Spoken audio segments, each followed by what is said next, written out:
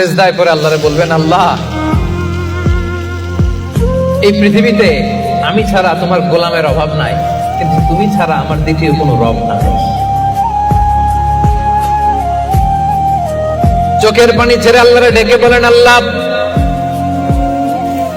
এই জমিনে আমি ছাড়া তোমার গোলামের কোনো অভাব নাই, কিন্তু তুমি ছাড়া দ্বিতীয় কোনো রব আমার নাই। তুমি ছাড়া দ্বিতীয় কোনো জায়গায় চাওয়ার সুযোগ আমার নাই।